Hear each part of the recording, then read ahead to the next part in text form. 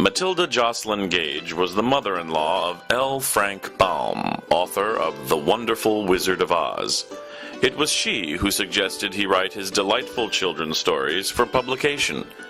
Gage was also his intellectual mentor, providing Baum with the social reform vision that would become the blueprint for his utopian world of Oz.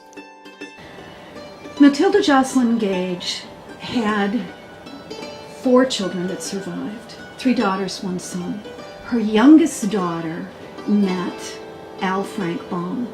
Maud was her youngest daughter, what they would call a caboose baby, kind of, you know, like, whoops, after you've raised these 3 children, here comes another. My favorite Maud story is that she dropped out of Cornell. Now, Maud was the daughter of Matilda, for whom Matilda lobbied at the gates of Cornell with other women in the movement. Let women into Cornell. We are smart. We want our educations. We are intellectual. And the daughter comes home and goes, I'm dropping out, Mother. I'm falling in love and I want to get married.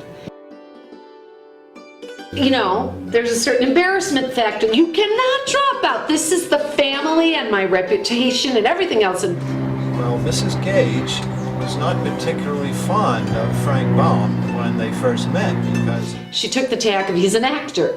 Oh, he can't support you. That's the grounds I'm going to oppose this. And Maud goes, Mother, I'm going to marry him. I've already said yes, and I would like your blessing. But if not, I'm going to have to just marry him without it. And when Matilda heard that, she laughed.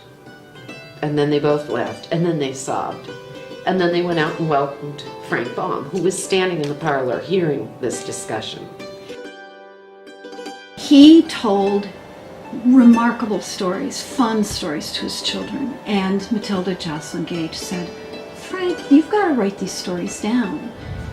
You must write these stories down, Frank.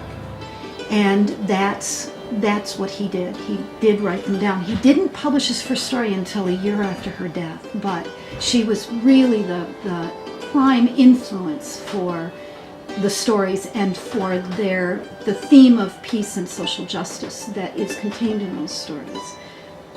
Plus the matriarch that's a piece of that story. Women have much more dynamic roles than are typically found in many of those kinds of stories.